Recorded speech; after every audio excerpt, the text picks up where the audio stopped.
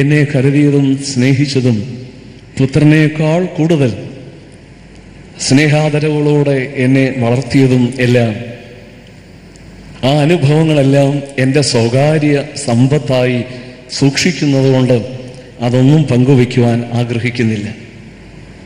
എന്നാൽ നന്ദി പറയേണ്ടത് വളരെ ആവശ്യം തന്നെ. ആദ്യം നന്ദി അർപ്പിക്കുന്നു. ഒരുപക്ഷെ അനൗചിത്യമാണ് എങ്കിൽ കൂടി പരിശുദ്ധ ബാവാ തിരുമേനിയെ പൊന്നുപോലെ അദ്ദേഹത്തിൻ്റെ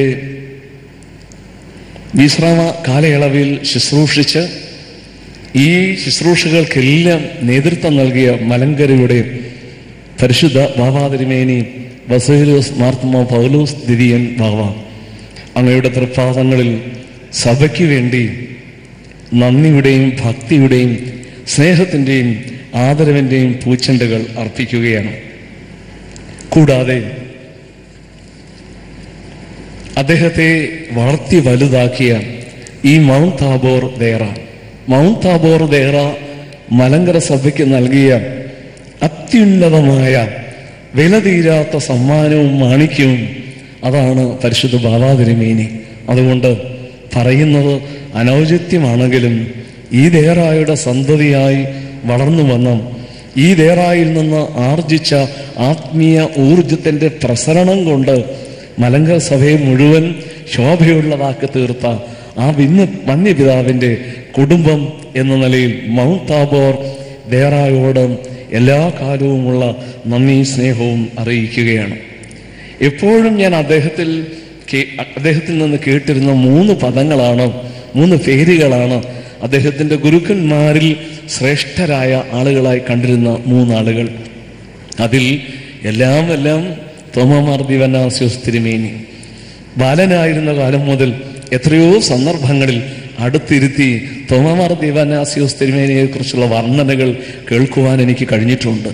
ഞാൻ അദ്ദേഹത്തെ കണ്ടിട്ടില്ല, പക്ഷേ കാണുന്നതിനേക്കാൾ മനോഹരമായ ഒരു ചിത്രം എൻ്റെ ഹൃദയത്തിൽ അന്നേ കോറിയിട്ടു ഈ പുണ്യപിതാവ്. രണ്ടാമത് വളരെ അഭിമാനത്തോടെ അദ്ദേഹം പറയുന്ന പേരുകളാണ് പരിശുദ്ധ ഗീവർഗീസ് ദ്വിതീയൻ ബാവ. 3 വർഷങ്ങൾ പഴയ സെമിനാരിയിൽ അദ്ദേഹത്തിൻ്റെ കൂടെ ശമാശനായി ജീവിച്ച് ആരാധനയുടെ ചെറുതും വലുതുമായ രഹസ്യങ്ങളെ നല്ലതുപോലെ സംശീകരിക്കുവാൻ ലഭിച്ച അവസരത്തെ ഓർത്ത് പിന്നീട് അദ്ദേഹം ഏറെ ആദരവോട് സംസാരിക്കുന്ന അദ്ദേഹത്തിൻ്റെ ഗുരുവാണ് പരിശുദ്ധ ഔഗേൻ ബാവാ തിരുമേനി. സുറിയാനി ഭാഷ നല്ലതുപോലെ മനസ്സിലാക്കുവാൻ വേണ്ട എല്ലാ പരിശീലനവും നൽകിയത് ആ വന്യനായ ഗുരുശ്രേഷ്ഠനാണ്. നന്ദിയോടെ ഈ പുണ്യപിതാക്കന്മാരായ അദ്ദേഹത്തിൻ്റെ മുൻഗാമികളോടുള്ള സ്നേഹം, ഭക്തി, നന്ദി ഞാൻ അറിയിക്കുന്നു.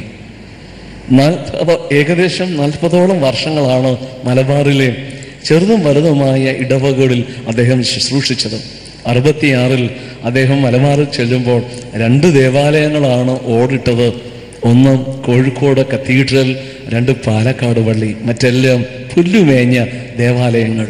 എന്നാൽ വ്യത്യാസങ്ങൾ കൂടാതെ ജനത്തെ എല്ലാം ഹൃദയത്തിൽ സ്നേഹിച്ച് എന്നോട് പറഞ്ഞിട്ടുണ്ട്, ഒരു ദിവസം ഒരു നേരമെങ്കിലും മെത്രാസനത്തിന് വേണ്ടി കണ്ണുനീരൊഴുക്കണം. അതുപോലെ അദ്ദേഹത്തിൻ്റെ വൈദികർ, എൻ്റെ അച്ഛന്മാർ, മലബാറിലെ അദ്ദേഹത്തിൻ്റെ പ്രിയരായ വൈദികർ, ഇവരോരോരുത്തരും അദ്ദേഹത്തോട് കാണിച്ച സ്നേഹത്തിനും നന്ദിക്കും ഞാൻ വളരെയേറെ സഭയ്ക്ക് വേണ്ടി സ്നേഹവും സന്തോഷവും അറിയിക്കുകയാണ്. കൂടാതെ ഇന്ന് ഇവിടെ വന്നു ചേർന്ന കേരളത്തിൻ്റെ അഭിമാനമായ, മലങ്കരയുടെ അഭിമാനമായ ഈ സഭയുടെ അരുമ സന്താനമായ മുഖ്യമന്ത്രി ബഹുമാന്യനായ ഉമ്മൻചാണ്ടി സാർ, കേരളത്തിൻ്റെ ശക്തനായ ധനകാര്യമന്ത്രി KM മാണി സാർ, മറ്റു മന്ത്രിമാർ, അനേക സാംസ്കാരിക സാമൂഹിക നായകർ, അതുപോലെ തന്നെ മറ്റ് സഭാ മത മേലധ്യക്ഷന്മാർ, ഇതുപോലെ സമൂഹത്തിൻ്റെ വിവിധ തുറകളിലും വളരെയേറെ ശ്രദ്ധിക്കുന്ന ആളുകൾ വളരെ ക്ലേശങ്ങൾ സഹിച്ചിവിടെ വന്ന് ഇദ്ദേഹത്തോടുള്ള, പിതാവിനോടുള്ള അന്തിമ ഉപചാരവും സഭയോടുള്ള അവരുടെ സ്നേഹവും അറിയിച്ചു. അവരുടെ മുമ്പാകെ ശിരസ് നമിച്ചുകൊണ്ട് സ്നേഹവും നന്ദിയും അറിയിക്കുകയാണ്. അദ്ദേഹത്തിൻ്റെ ഔദ്യോഗിക ജീവിതത്തിൽ സഹായിച്ച ഒരുപാട് ആളുകളുണ്ട്. ആരും തനിയെ ജനിക്കുന്നവരല്ല, എല്ലാവരും ജനിക്കപ്പെട്ടവരും ജനിക്കപ്പെട്ടവരെങ്കിൽ വളർത്തപ്പെട്ടവരുമാണ്. ഈ വളർത്തപ്പെടുന്ന പ്രക്രിയയിൽ അവരെ ആർജിച്ചെടുക്കുന്ന ഊർജത്തിൻ്റെ അളവിൽ വ്യത്യാസമുണ്ട് എന്നുള്ളതാണ്. അങ്ങനെ കേവലം തോമസ് എന്ന ബാലനിൽ നിന്ന് പരിശുദ്ധ ദിദിമോസ് ബാവ എന്ന വലിയ പുണ്യപരിശനിലേക്ക് അദ്ദേഹത്തെ വളർത്തിയ അനേക ഗുരുക്കന്മാർ, അദ്ദേഹത്തെ ശുശ്രൂഷിച്ച അനേക വൈദികർ, അദ്ദേഹത്തിൻ്റെ മേൽപ്പെട്ടക്കാരനായിരുന്ന കാലഘട്ടത്തിലെ വന്നിരായ സെക്രട്ടറിമാർ തുടങ്ങി അനേക ആളുകൾ കാതോലിക്കേറ്റ് ഓഫീസിൽ എത്തിച്ചേർന്നപ്പോൾ അവിടെ അദ്ദേഹത്തെ ഹൃദയത്തിൽ ഏറ്റി സ്നേഹിച്ച് ശുശ്രൂഷിച്ച അനേക ആളുകൾ, അവരോടൊക്കെയുള്ള നന്ദി അറിയിക്കുന്നു. എല്ലാറ്റിലും ഉപരിയായിട്ട് മലങ്കര സഭയ്ക്ക് മാതൃകയെന്നോണം പ്രവർത്തിച്ച ഒരു കാലഘട്ടമായിരുന്നു ആ 5 വർഷം. ഞാൻ അതിനൊരു മൂകസാക്ഷി.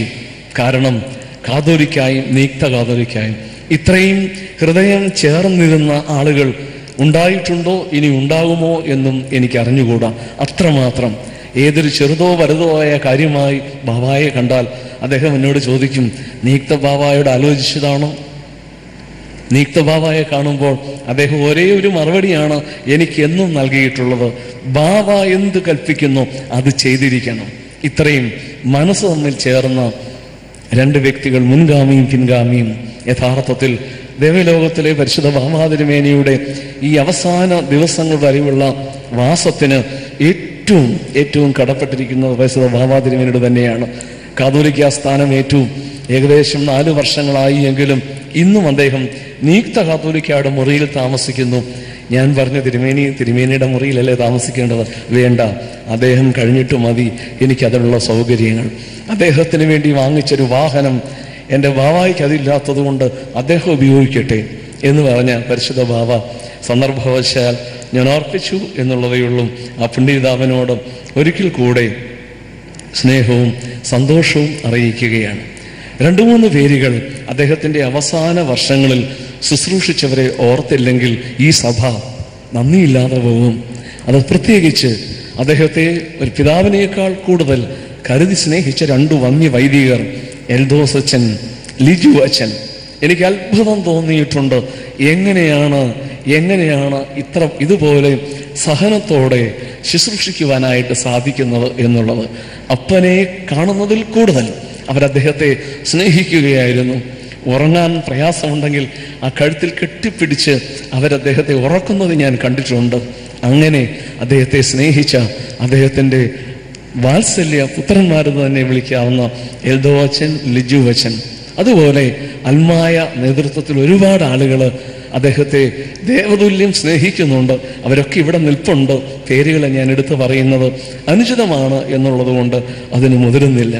അതുപോലെ മേൽപ്പെട്ടക്കാരനായ കാലം മുതൽ കാതോലിക്ക ബാബായായിരുന്ന കാലത്തും അദ്ദേഹത്തെ ശുശ്രൂഷിച്ച അദ്ദേഹത്തിൻ്റെ ഡ്രൈവേഴ്സ്, ഓരോരുത്തരുടെ പേര് പറയുന്നില്ല, എന്നാൽ അവസാന സമയത്ത് ഒരു ഡ്രൈവറല്ല, അതിൽ കൂടുതൽ മകനെ പോലെ അദ്ദേഹത്തെ സ്നേഹിച്ച് ശുശ്രൂഷിച്ച ജോബി, വിവിൻ തുടങ്ങിയ അനേക ആളുകൾ, ഇവരെയെല്ലാം സന്തോഷത്തോടെ സ്നേഹത്തോടെ ഞാൻ ഓർക്കുകയാണ്.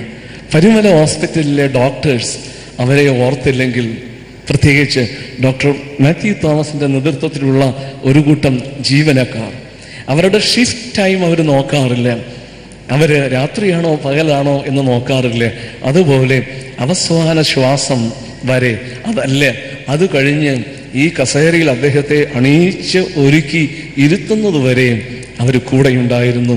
അവരോടുള്ള നന്ദിയും വാക്കുകളേക്കാൾ കൂടുതൽ എങ്കിലും ഞാൻ എൻ്റെ സ്നേഹവും സഭയ്ക്ക് വേണ്ടി എല്ലാ സന്തോഷവും അറിയിക്കുകയാണ്.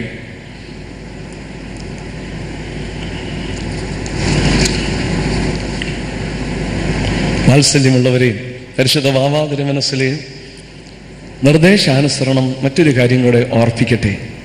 പരിശുദ്ധ സഭയുടെ ക്രമീകരണം അനുസരിച്ച് എല്ലാ ആശ്രമങ്ങളും ദേറാകളും മഠങ്ങളും പരിശുദ്ധ ബാബാ തിരുമേനിയുടെയും സുന്നഹദോസിൻ്റെയും നിയന്ത്രണത്തിലാണ്.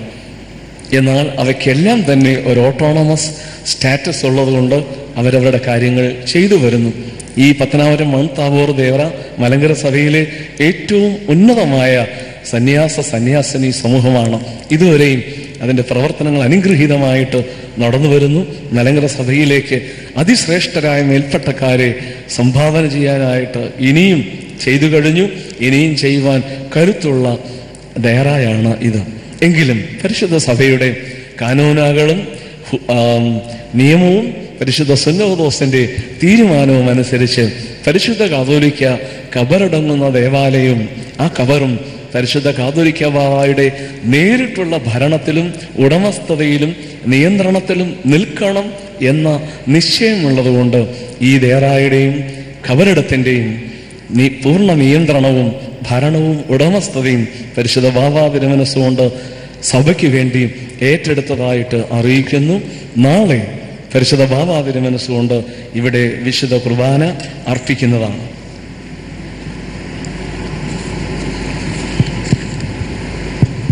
ഒരു കാര്യം പ്രത്യേകമായി